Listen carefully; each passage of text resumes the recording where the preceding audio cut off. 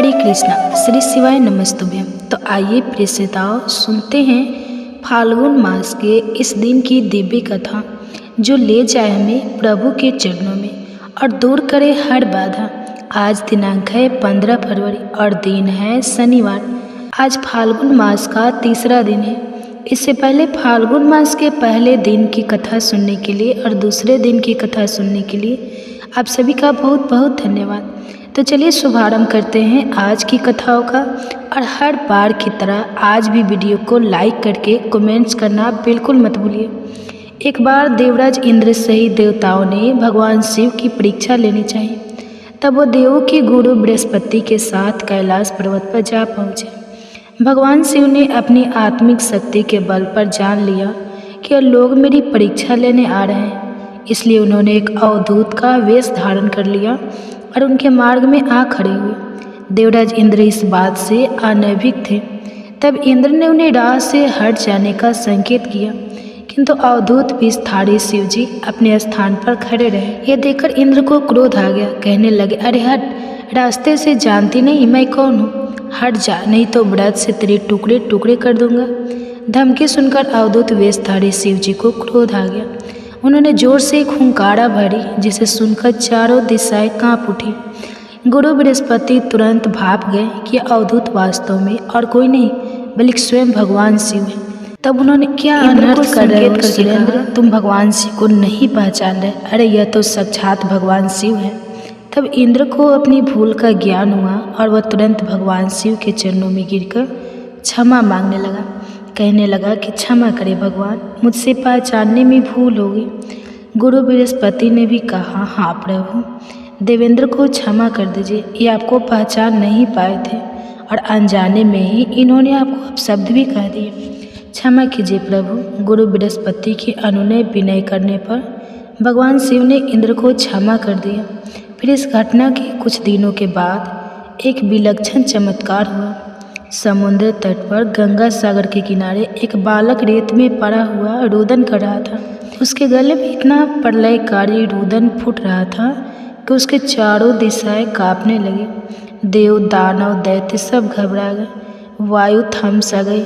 घबराए देवता इंद्र सहित पितामह ब्रह्मा के पास पहुँचे और उनसे कहा, पितामह, सागर संगम पर एक अद्भुत बालक रेत में पड़ा रो रहा है और वह इतनी जोर जोर से रुदन कर रहा है कि देवों में तो भय छा गया है। कृपया चलकर इस संकट को दूर कर दीजिए। फिर पितामह ब्रह्मा, इंद्र आदि देवताओं के साथ सागर संगम पर पहुँचे। पितामह के पहुँचते ही सागर अपने स्थान से निकला। उसने इंद्र सहित पितामह की वंदना की। ब्रह्मा जी ने सागर से पूछा, जल में रेत पर पड़ा यह बालक कौन है? और इसके रुदन को सुनकर समस्त संसार त्रस्त हो रहा है।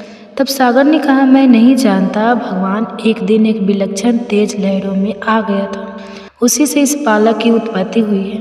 ऐसा कहकर सागर ने बालक को गोद में उठाया और ब्रह्मा जी की गोद में दे दिया। ब्रह्मा जी की गोद में आते ही बालक ने रोना बंद कर दिया और कुछ ही देर में अचानक बालक की बाहें आगे बढ़ी।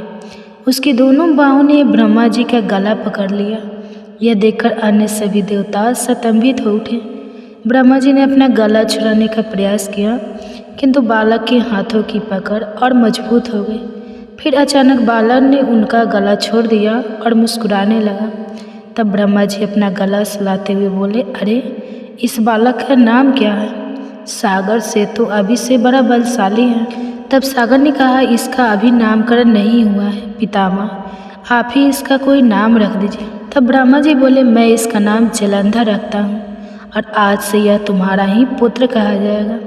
बालक का नामकरण करके सागर के हाथों में सौंपकर पितामह सहित सभी देवता अपने अपने धाम लौट गए। अब बालक कुछ बड़ा हुआ तो पितामह की आज्ञा से आचार्य शुक्र ने उसे शिक्षा देनी आरंभ कर दी। देखते ही देखते वह बालक युवक बन गया। गुरु शुक्राचार्य ने उसे दैत्यों का सम्राट बना दिया और कालनेमी नामक एक असुर की वृंदा नामक कन्या से उसका विवाह भी करा दिया। जलंधर महाबलवान सिद्ध हुआ। देखते ही देखते उसने समस्त सागर के द्वीपों पर अपना शासन स्थापित कर लिया। उसकी पत्नी वृंदा ने हर मामले में उसके साथ भरपूर सहयोग किया। वृंदा एक सती स्त्री थी। उसे ब्रह्मा जी का वरदान मिला हुआ था कि जब तक उसका सतीत्व कायम रहेगा, सूर असुर देव दानव कोई भी उसके पति का बाल बाका नहीं कर पाएगा। फिर एक दिन आचार्य शुक्राचार्य जालंधर की राज्यसभा में पधारे। जालंधर ने आचार्य की चरण वंदना की और उन्हें ऊंचे आसन पर बिठाकर पूछा, आचार्य, हमारे यहाँ एक राहु नामक वीर है। मैं जानना चाहता हूँ कि उसका सिर कटा हुआ क्यों है। तब गुरु शुक्राचार्य ने कहा, दैत्यराज, राहु का सिर भगवान विष्णु ने अपने सुदर्शन चक्र से काट दिया था। जालंधर बोला, मगर क्यों? आचार्य, राहु ने ऐसा क्या अपराध कर दिया था? उत्तर में शुक्राचार्य ने उसे सागर मंथन की समस्त कथा सुनाकर कहा कि उसका अपराध यह था कि उसने देवताओं की पंक्ति में बैठकर धोखे से अमृत पान कर लिया था। तब जालंधर बोला, तो इसमें क्या अपराध हो गया? आचार्य, आखिर अमृत निकला भी तो दैत्य और देवताओं के सम्मिलित प्रयास से ही था। फिर अकेले ही देवता ही उस अमृत को भी पान जाने का अधिकारी भला कैसे होगा? आचार्य बोले, इसमें भी विष्णु की छल नीति थी। समुद्र से निकलते समस्त रत्न देवराज इंद्र ने ले लिए थे। अब तो यह बात सुनकर जालंधर क्रोधित होकर बोला, मैं ऐसा हरगिज नहीं होने दूंगा। मेरे पिता के रत्नों का अधिकारी इंद्र नहीं, मैं स्वयं हूँ। अब तो देवताओं को सागर के रत्न लौटाने ही पड़े। उसके बाद गुरु शुक्राचार्य तो वापस अपने स्थान पर चले गए और जालंधर ने घासमटर दैत्य को बुलाकर इंद्रपुरी रवाना कर दिया ताकि वह इंद्र को यह संदेश दे आए कि समुद्र मंथन से प्राप्ति सारे रत्नों को उसे सौंप दे। अब घासमटर जालंधर का एक संदेश लेकर उपस्थित हुआ। दैत्यराज ने कहा कि सागर मंथन के दौरान उसके पिता के जो भी रत्न आपने हथियार लिए थे उन्हें तुरंत लौटा दें। सुनकर देवराज ने कहा, रत्न कैसा? रत्न दैत्यराज से कहना, वह रत्न तो देवों के परिश्रम के फल थे। सेवक बोला, लेकिन परिश्रम तो देव और दानव दोनों ने ही किया था। फिर रत्न भला अकेले देवों के कैसे हो गए? सीधी तरह रत्नों को लौटा दो, वरना इसका परिणाम बड़ा भयंकर होगा। यह सुनकर इंद्र क्रोधित होकर कहने लगे, तुम्हारा इतना साहस, मेरी पूरी में ही मुझे धमकाते हो? ठहरो पापी, मैं अभी तुम्हें इसका मजा चखाता हूँ। ऐसा कहकर इंद्र ने अपना ब्रज निकाल लिया, लेकिन तभी आचार्य बृहस्पति ने उन्हें रोक दिया। फिर इंद्र को समझाते हुए बोले, क्रोध में बताओ सुराज, यह दूत है और दूत अवध होता है, इसे जानो दो। इसके बाद सुनकर जालंधर तो मारे क्रोध के आग बबूला हो उठा। उसने तुरंत चारों दिशाओं में स्थित दैत्यों के पास संदेश भिजवा दिया कि वे तुरंत इंद्रपुरी पर आक्रमण कर दे। साथ ही साथ अपने सेनापतियों शुभ निशुम्भ के साथ इंद्रलोक पर चढ़ाई भी कर दी और वहां पहुंचकर दैत्य सेना ने देवताओं का विध्वंस करना आरंभ कर दिया। दैत्यों के दल अमरावती को नष्ट भ्रष्ट करने में लग गए। दोनों पक्षों के वीरों के शव जमीनों पर गिरने लगे। आचार्य बृहस्पति देवों की ओर से और शुक्राचार्य दैत्यों की ओर से घायल और मृत वीरों का उपचार करने लगे और वे पुनः जीवित होकर युद्ध करने लगते। चलता रहा, लेकिन किसी भी पक्ष को विजय नहीं मिल पा रही थी। इस पर जालंधर क्रोधित होकर गुरु शुक्राचार्य के पास पहुंचकर बोला, गुरुदेव, संजीवनी विद्या तो सिर्फ आप ही जानते हैं, फिर भला यह देवता मरकर जीवित कैसे हो रहे हैं? तब गुरु शुक्राचार्य बोले, दैत्यराज, संजीवनी बूटी का उपयोग करना आचार्य बृहस्पति भी जानते हैं। उन्होंने कई देवता इसी कार्य पर लगा रखे हैं कि द्रोणागिरी से संजीवनी बूटी लाते रहें। अगर किसी तरह देवताओं द्वारा द्रोणागिरी से बूटी लाना रोक दिया जाए तो आचार्य बृहस्पति देव को पुनः जीवित नहीं कर पाएंगे। तब जालंधर बोला, लेकिन हमें इस तरह से तो अपनी सेना का एक बड़ा हिस्सा द्रोणागिरी पर्वत की ओर ले जा पड़ेगा और फिर यहाँ तो भयंकर गति से युद्ध चल रहा है, ऐसा करना तो बड़ा मुश्किल भरा होगा। तब गुरु शुक्राचार्य कहने लगे, तो फिर क्यों ना द्रोणगिरी पर्वत को ही सागर में डुबो दिया जाए, फिर ना रहेगा बांस ना बाजेगी बांसुरी। शुक्राचार्य की बात सुनकर जालंधर अमरावती छोड़कर अब द्रोणगिरी पर्वत पर जा पहुंचा और अपने मंत्रविद बाणों से उसे समुद्र में डुबो दिया। इससे देवताओं को संजीवनी बूटी मिलनी बंद होने लगी। अब देवताओं में घबराहट फैल गई। देवराज इंद्र घबराते हुए आचार्य बृहस्पति के पास पहुँचे और बोले, हमारे वीर तो बड़ी संख्या में हताहत हो रहे हैं। आचार्य, अब क्या होगा? इस तरह तो समस्त देवताओं का ही विनाश हो जाएगा। तब गुरु बृहस्पति बोले, मेरी सलाह मानो देवेंद्र, ये युद्ध तुरंत बंद कर दो और अपनी सेना सहित भागकर जान बचा लो। जलंधर भगवान शिव के तेज से पैदा हुआ है और इसमें भगवान शिव की तरह अपार बल है। तुम अपनी जान बचा लो, बाद में कोई ना कोई उपाय जलंधर को मारने का तो निकल ही आएगा। अब आचार्य बृहस्पति की सलाह मानकर देवराज इंद्र सहित देवता युद्ध छोड़कर भाग निकले और फिर मेरु पर्वत की कंदरा में जा छुपे। शुभ निशुम्भ सहित दैत्यों की सेना ने उनका पीछा किया, किंतु देवता पहाड़ की गुफाओं में पहुंचकर अदृश्य हो गए। थक हारकर दैत्यों की सेना वापस लौट पड़ी। इंद्र इधर जलंधर ने सारी अमरावती को लूट लिया और स्वयं इंद्र के सिंहासन पर बैठ गया। इंद्र मेरु पर्वत की कंदरा से निकले और अपने साथियों के साथ भगवान विष्णु के पास पहुँचे। उन्होंने भगवान विष्णु से प्रार्थना की, रक्षा कीजिए प्रभु। इसके बाद क्या हुआ यह आप जानेंगे कल के अध्याय में। अब आप सुनिए भगवान शंकर की कथा। फाल्गुन मास को हम आम बोलचाल की भाषा में फागुन का महीना भी कहते हैं और हर बार की तरह आज से आपको हमारे इस चैनल पर हर दिन नियम से फाल्गुन मास की धार्मिक कथाएं भी सुनाई जाएंगी। कथाओं का शुभारंभ करने से पहले जानते हैं फाल्गुन मास के महत्व के बारे में। किस देवी देवता का पूजन इस पवित्र मास में किया जाता है, कौन कौन से ऐसे प्रमुख व्रत त्यौहार है जो इस मास में आते हैं और इस मास में किन चीज़ों का सेवन करना चाहिए, किन चीज़ का दान करना चाहिए। साल 2025 में फाल्गुन मास प्रारंभ होगा 13 जनवरी दिन गुरुवार से और फाल्गुन मास की समाप्ति होगी 14 मार्च शुक्रवार को।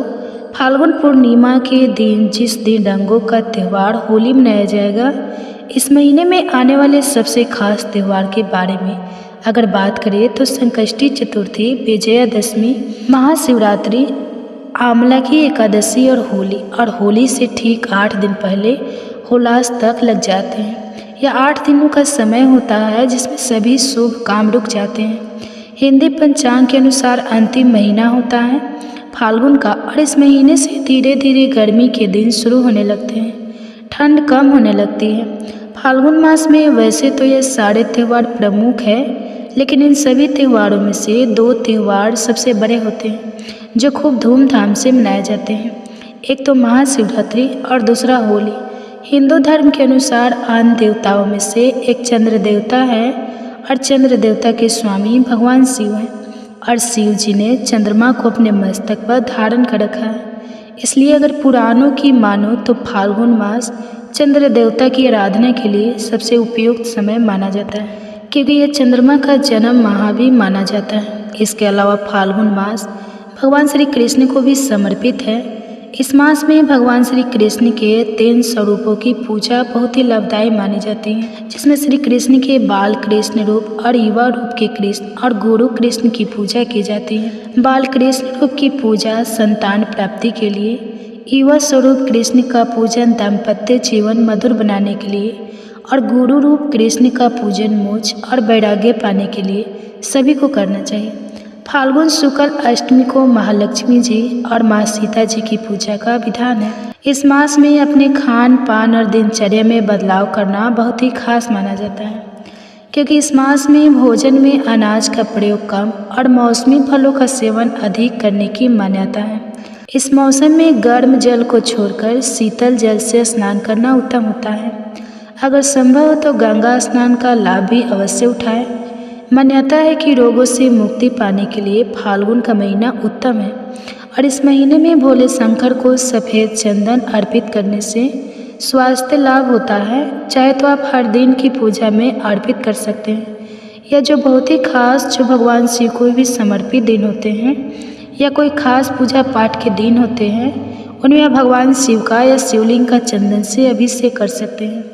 दूसरा, महालक्ष्मी जी की पूजा करने से आर्थिक तंगी से छुटकारा मिलता है और पूर्णिमा के दिन देवी देवताओं को अबीर गुलाल अर्पित करने से जीवन के सारे कष्ट दूर हो जाते हैं।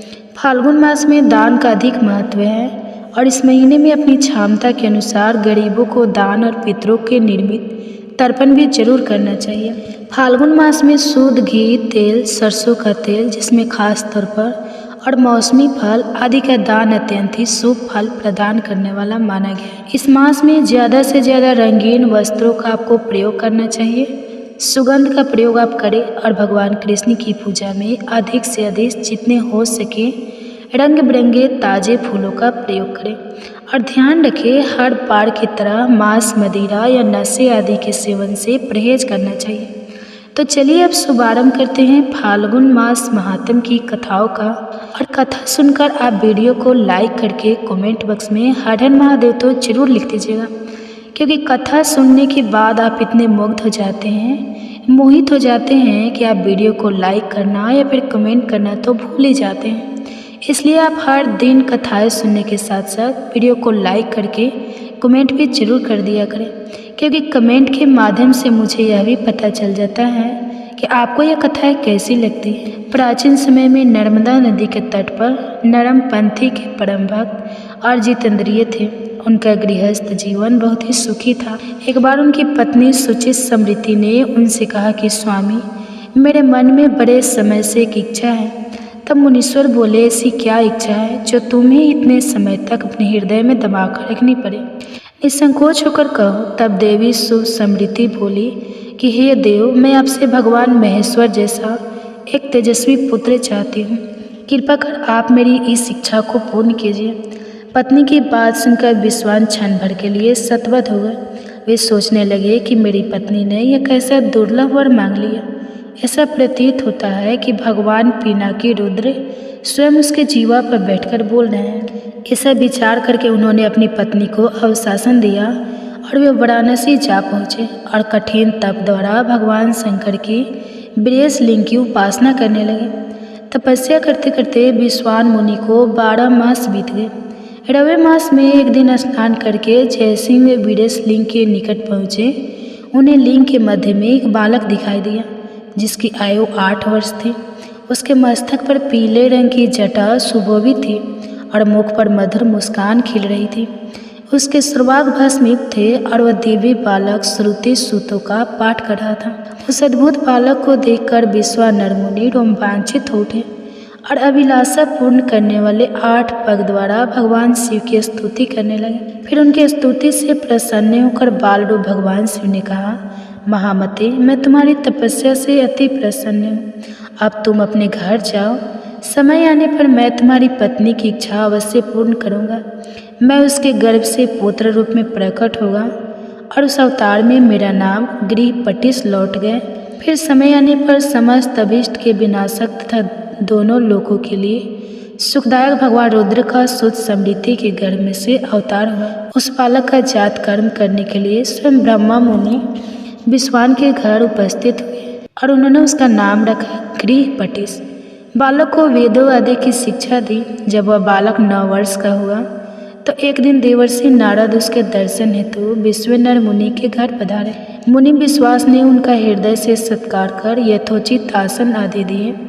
तब देवर्षि नारद ने कहा, हे मुनि, तुम्हारे यह पुत्र तो बहुत ही भाग्यशाली है, किंतु एक आशंका मुझे व्यथित किए हुए है। तब विश्वनर ने चौंक कर पूछा, कैसी आशंका? महर्षि तब महर्षि ने उत्तर दिया, मेरी आशंका यह है कि जब तुम्हारा यह पुत्र 12 वर्ष का होगा तो इस पर बिजली या फिर पानी का भय आएगा। यह बात सुनकर मुनि विश्वान और उनकी पत्नी गहन चिंता में डूबे। उन्हें इस प्रकार चिंताग्रस्त हुए देखकर गृह प्रवेश जाने की आज्ञा दी। तब मुनि ने आज्ञा दे दी। काशी पहुंचकर गृह प्रवेश किया तो इन दिन इंद्र उनके समक्ष प्रकट हुए और बोले, विप्रवर, मैं तुम्हारे तप से प्रसन्न हूँ, आपकी इच्छा अनुसार वर मांग। तब गृह प्रवेश उपतनाथ के अतिरिक्त और किसी से वर पाने का इच्छुक नहीं हूँ। वैसे भी आप जल से अहल्या का सतीत्व नष्ट करने वाले पर्वत शत्रु इंद्र ही तो है। बालक गृहपटिस कर देवराज इंद्र को क्रोध आ गया और उन्होंने अपने व्रत से उस बालक को डराया, जिससे गृहपटिस आ गई। तभी भगवान शिव ने प्रकट होकर कहा, उठो, बस जो मेरा भक्त है उस पर इंद्र तो क्या, ये अम्बे दृष्टि नहीं डाल सकते। आज से मैं तुम्हें अग्निपद प्रदान करता हूँ। तुम्हारे द्वारा स्थापित यह लिंग काशी में अग्निश्वर के नाम से प्रसिद्ध होगा। ऐसा कहकर भगवान शिव वहीं अंतर्ध्यान हो गए और बालक गृहपटिस बालक की कथा सभी मिलकर प्रेम से बोलिए, भोले शंकर भगवान की जय।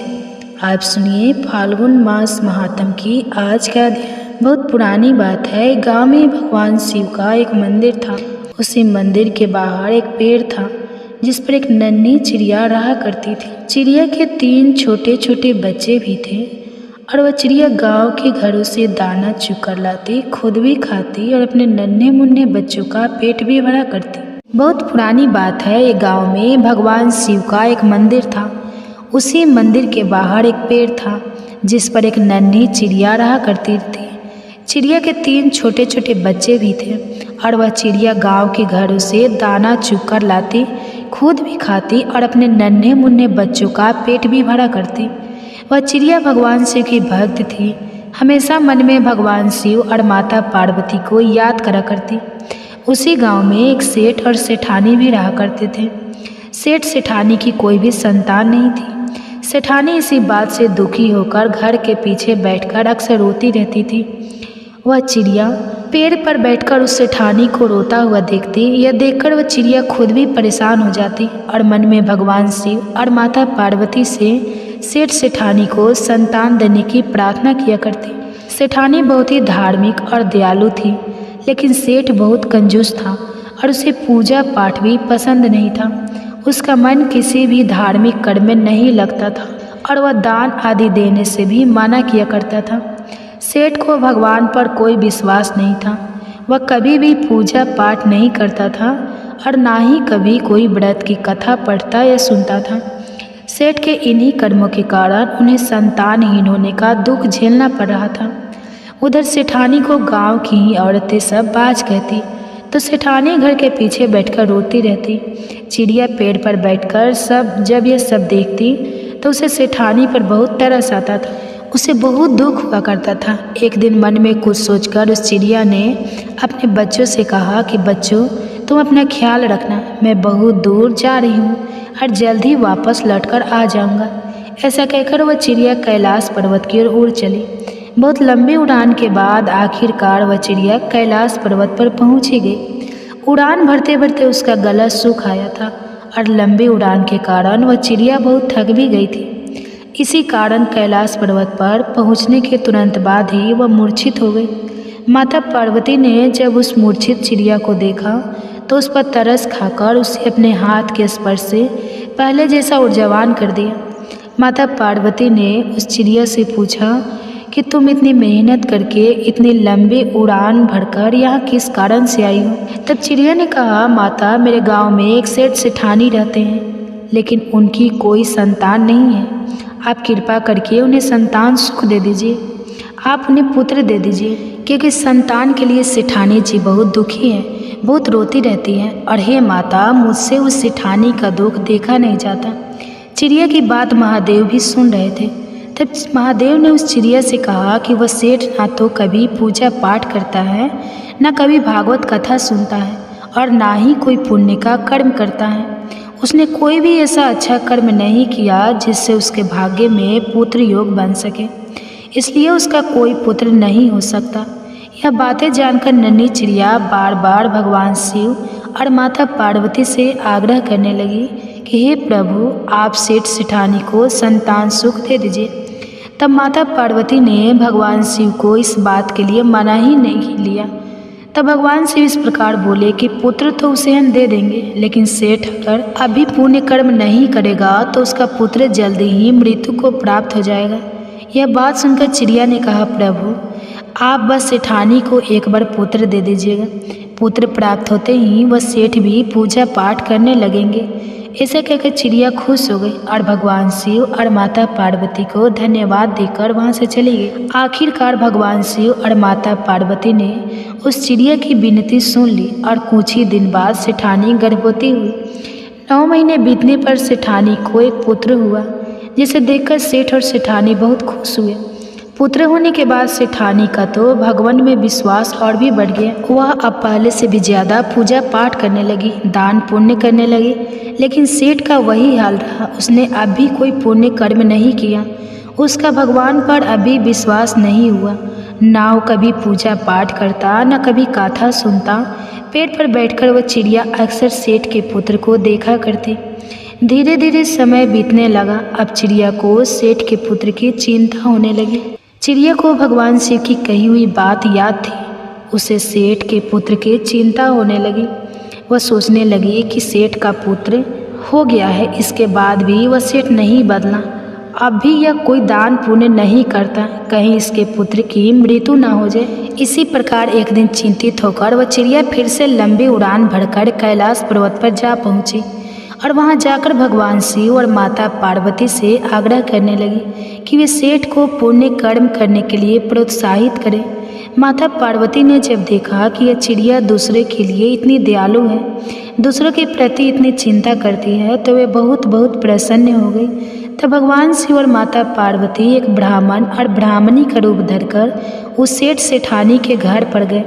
वहां जाकर उन्होंने कहा कि हमें भिक्षा दो, हम भूखे हैं, हमें भोजन कराओ। सेठ ने तो सुनते ही मना कर दिया, लेकिन सेठानी ने बहुत ही आदर सम्मान के साथ उन दोनों ब्राह्मण और ब्राह्मणी को अपने घर के अंदर बैठाया, उनका स्वागत सत्कार किया, फिर उनके लिए तरह तरह के स्वादिष्ट व्यंजन बनाए और उन्हें भोजन कराया। ब्राह्मण और ब्राह्मणी के रूप में भगवान शिव और माता पार्वती ही सेठ के घर पर पधारे थे और उनके घर पर प्रवेश करते ही सेठ की बुद्धि ठीक हो गई। अब वह हाथ जोड़कर अपनी गलतियों के लिए क्षमा मांगने लगा और ब्राह्मण देवता के चरणों में गिर पड़ा। तब ब्राह्मण रूपधारी महादेव ने सेठ से कहा, तुम्हारे भाग्य में संतान सुख नहीं लिखा था, क्योंकि तुमने अपने जीवन में कभी कोई अच्छा कार्य नहीं किया। तुमने कभी भगवान पर विश्वास नहीं किया, कभी पुण्य कर्म नहीं किए, कभी ब्राह्मणों को दान नहीं दिया, कभी पूजा पाठ नहीं की, कभी कथाएं नहीं सुनी। लेकिन एक चिड़िया ने मेरे पास आकर तुम्हें संतान देने की प्रार्थना की, जिसकी भक्ति से प्रसन्न होकर ही मैंने तुम्हें पुत्र का वरदान दिया और आज उसी चिड़िया के कारण तुम्हें पुत्र सुख मिला है। लेकिन अब भी तुमने अगर पूजा पाठ या पुण्य कर्म नहीं किए तो तुम्हारे पुत्र की मृत्यु हो जाएगी। यह बात सुनकर सेठानी को चिंता के मारे रोने लगी और सेठ सेठानी ने उस चिड़िया को धन्यवाद दिया। सेठ ने कहा, तुम्हारे पुत्र के लिए चिड़िया भोलेनाथ से लड़कर हमारे भाग्य में पुत्र सुख लिखवा सकती है, तो क्या हम अपने पुत्र की रक्षा के लिए पुण्य कर्म नहीं कर सकते? तब सेठ जी ने ब्राह्मण देवता से पूछा, हे ब्राह्मण देवता, महादेव जी के प्रिय व्रत कौन कौन से हैं जिन्हें करके मैं महादेव जी को प्रसन्न कर सकूं? तब ब्राह्मणी रूपी माता पार्वती ने कहा कि महादेव जी का सबसे प्रिय व्रत महाशिवरात्रि है। जो भी मनुष्य महाशिवरात्रि का व्रत करता है, उस दिन पूरे विधि विधान से भगवान शिव की पूजा करता है, उस पर ही महादेव की कृपा बरसती है।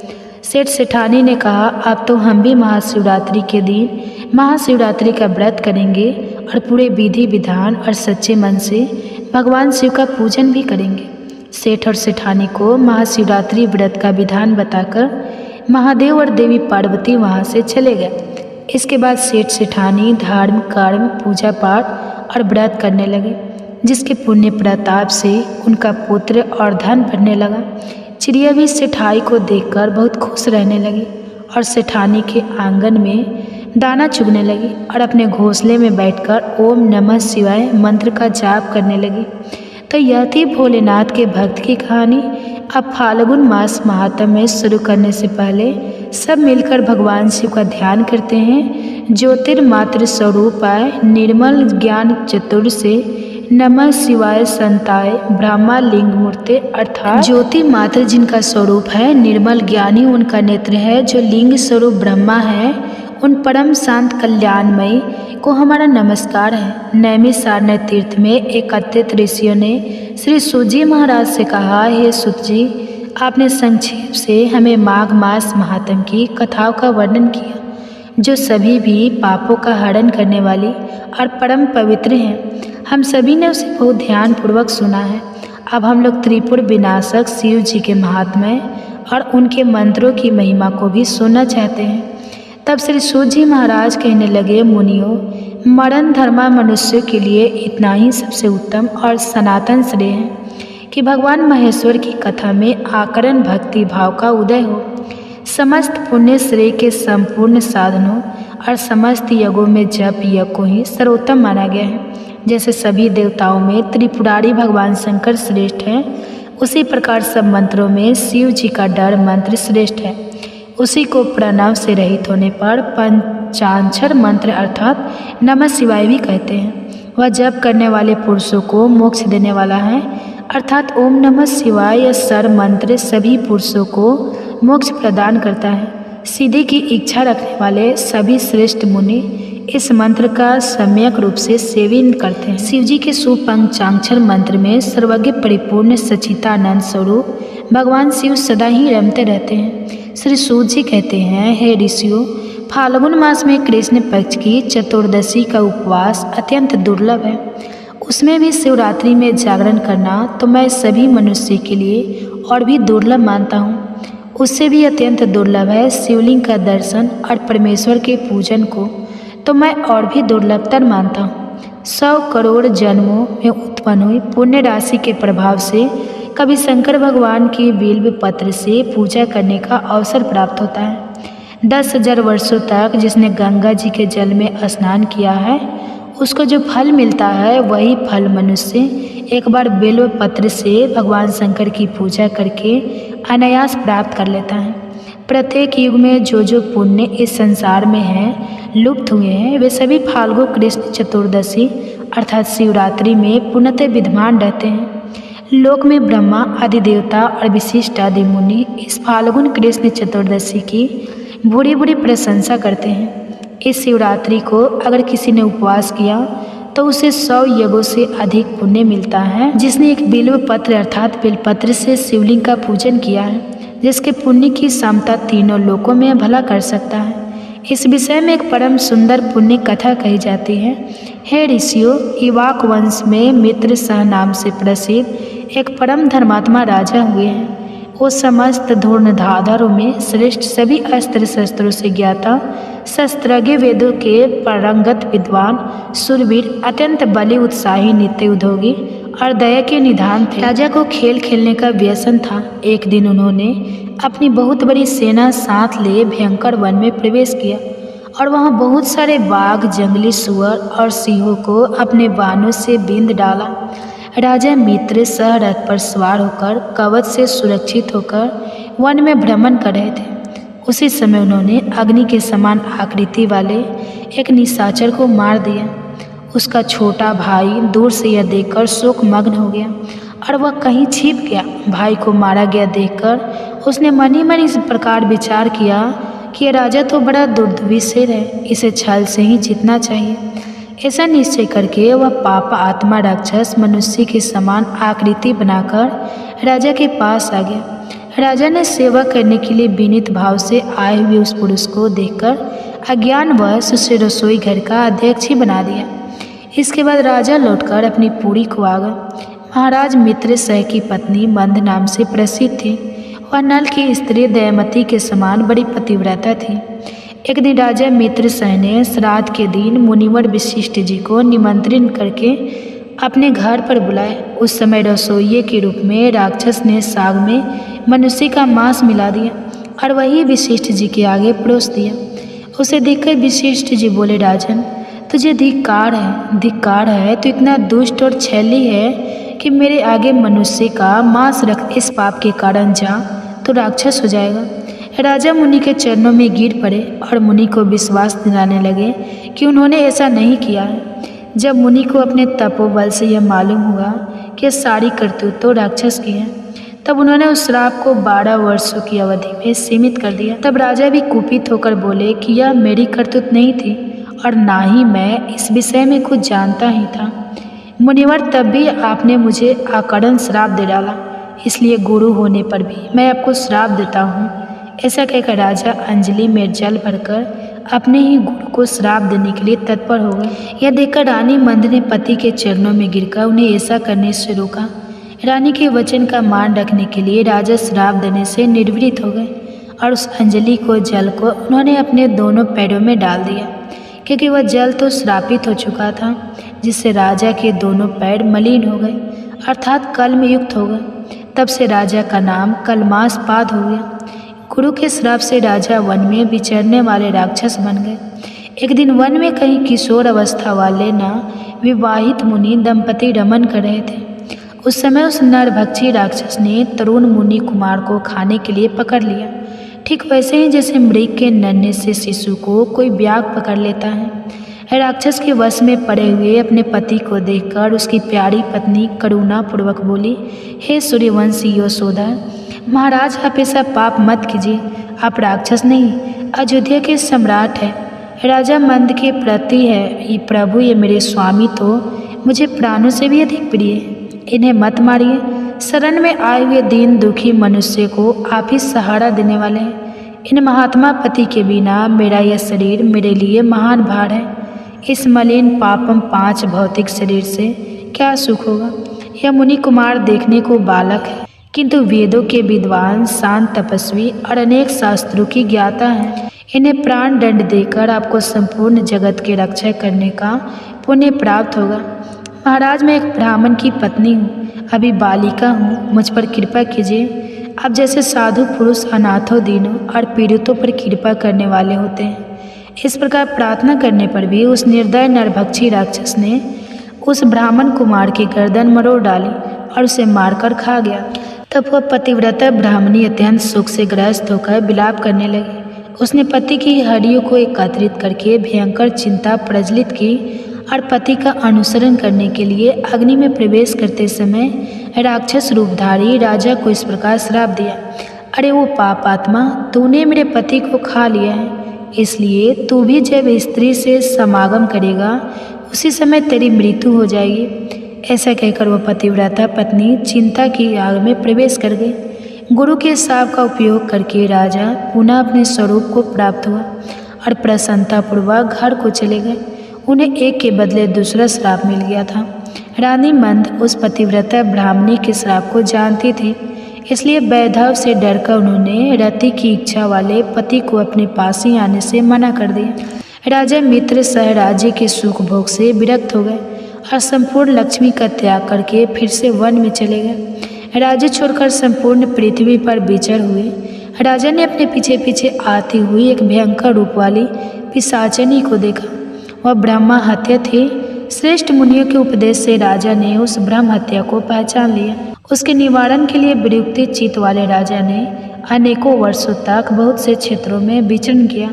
फिर भी जब वह ब्रह्मा हत्या से मुक्त नहीं हुए तब वे मिथिला में आए। उसी समय उधर आते हुए निर्मल अंतःकरण वाले गौतम मुनि को उन्होंने देखा और उनके पास जाकर बारंबार प्रणाम किया।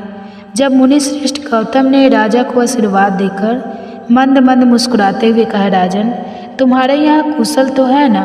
तुम्हारे राज्य में कोई विघ्न बाधा तो नहीं है? राजा कहने लगे, ब्राह्मण, आपकी कृपा से हम सब लोग कुशल हैं, परंतु यह भयंकर रूप वाली पिशाच ने मुझे बड़ा दुख दे रही है। श्रापग्रस्त होकर हमने जो दुर्लभ कर डाला है उसकी शांति सहस्त्र प्रायश्चित से भी नहीं हो रही। आप प्रेम पूर्वक संभाषण करके मेरे मन को आनंदित कर रहे हैं। महाभागने चरण कमलों की शरण में आए हुए मुझ पापी को शांति प्रदान कीजिए जिससे मुझे सुख मिल सके। तब करुणानिधि गौतम जी कहने लगे, राजन, तुम्हें साधुवाद है, अब अपने महान पापों से होने वाले भय को त्याग दो। जब भगवान शंकर स्वयं रक्षा करने वाले हैं तब उनके शरण में आए हुए भक्तों को कहाँ से भय हो सकता है। गोकर्ण नामक मनोरम क्षेत्र महापापों का संहार करने वाला है और वहाँ बड़े से बड़े पाप भी नहीं टिक सकते। गोकर्ण क्षेत्र में विद्यमान भगवान शिव स्मरण करने मात्र से समस्त पापों का नाश कर डालते हैं। जैसे कैलाश और मंत्राचल के शिखर पर भगवान शिव का निश्चित निवास है, ठीक उसी प्रकार गोकर्ण मंडल में भी है। वहाँ महादेव जी महाबल नाम से निवास करते हैं। रावण नामक राक्षस ने घोर तपस्या करके जिस शिवलिंग को प्राप्त किया था उसी को गणेश जी ने गोकर्ण क्षेत्र में स्थापित किया है। सनक सन आदि महात्मा तथा मृग चमन वस्त्र धारण करने वाले साधु और मुनिगण वहाँ बैठकर भगवान शिव की उपासना करते हैं। दंडी मुंडी स्नातक ब्रह्मचारी और तप से समस्त पापों को जला डालने वाले महात्मा भी देवाधिदेव शिव जी की उत्तम भक्ति से उपासना करते हैं। इस ब्रह्मांड मंडल में गोकर्ण के समान दूसरा क्षेत्र नहीं है। वहाँ महात्मा अगस्त्य मुनि ने घोर तपस्या की है। राजन, इस तीर्थ में संपूर्ण देवताओं के स्थान है। देवाधिदेव भगवान विष्णु, परम श्रेष्ठी ब्रह्मा, बीरबल, कार्तिकेय तथा गणेश जी के स्थान है। गोकर्ण तीर्थ में कोटि कोटि शिवलिंग विद्यमान है। वहाँ पग पग पर असंख्य तीर्थ मौजूद है। सतयुग में महाबल नामक भगवान शिव श्वेत वर्ण के होते हैं। त्रेता युग में उनका रंग अत्यंत लाल हो जाता है द्वापर में पीत अर्थात पीले वर्ण के और कलयुग में श्याम वर्ण के हो जाएंगे। महाबल शिव भयंकर कलयुग प्राप्त होने पर कमल भाव के प्राप्त होंगे। परम उत्तम गोकर्ण क्षेत्र पश्चिम समुद्र के तट पर है। वह ब्रह्मा हत्या आदि पापों को भस्म कर डालता है। इस संसार में जो ब्रह्माघाती भूत द्रोही और अन्य पापों से ग्रस्त होते हैं वे सब गोकर्ण तीर्थों में पहुंचकर वहां के तीर्थों में स्नान करके महाबल नामक शिव जी का दर्शन करने पर शिवलोक को प्राप्त होते हैं। वहाँ पुण्य तिथियों को, पुण्य नक्षत्र और पुण्य दिनों में जो महेश्वर शिव की पूजा करते हैं वे सब शिव रूप हो जाते हैं। यदा कदा जो कोई भी मनुष्य गोकर्ण तीर्थ में जाकर भगवान शंकर की पूजा करता है वह ब्रह्मा पद को प्राप्त हो जाता है। रविवार, सोमवार और बुधवार को जब अमावस्या तिथि का योग हो तब वह समुद्र में किया हुआ स्नान, दान, प्रीत तर्पण, शिव पूजा, जप, होम, व्रतचर्या और ब्राह्मणों का सत्कार अनंत फल देने वाला होता है। महाप्रदोष की बेला में भगवान शिव का पूजन मोक्ष देने वाला है। फाल्गुन मास में जो परम पुण्यम कृष्ण पक्ष की चतुर्दशी आती है उस दिन शिवलिंग और बिलपत्र इन सबका सुयोग दुर्लभ है। अहो माया कैसी प्रबल है कि जिससे मोड़े हुए मनुष्य भगवान शिव की इस महातिथि को उपवास तक नहीं करते। शिवरात्रि का उपवास, जागरण, भगवान शंकर के समीप निवास और गोकर्ण क्षेत्र का वास, इन सब का सुयोग होना मनुष्य के लिए शिवलोक में जाने की सीढ़ी है। राजन, मैं भी इस समय गोकर्ण तीर्थ से लौट कर आया हूँ। शिवरात्रि को उपवास करके भगवान शिव का महोत्सव देखकर लौटा हूँ। शिवरात्रि पर वहाँ का महान उत्सव देखने के लिए सभी देशों से चारों वर्ण के लोग वहाँ आए थे। स्त्री, बालक, वृद्ध और चारों आश्रमों के निवासी वहाँ आकर देवेश्वर शिव का दर्शन करके कृत कृत्य आता को प्राप्त हुए। लौटते समय मार्ग में एक अद्भुत आश्चर्य की बात देखकर मैं परमानंद में निमग्न होकर कृतार्थ हो गया हूँ। तब गौतम मुनि ने राजा को उस अद्भुत आश्चर्य की जो बात बताई उसका वृत्तांत आप अगले अध्याय में सुनेंगे। उम्मीद है आज की ये कथा आपको पसंद आई होगी। वीडियो अगर अच्छी लगी हो तो वीडियो को लाइक करके मुझे कमेंट बॉक्स में ज़रूर बताइएगा। धन्यवाद।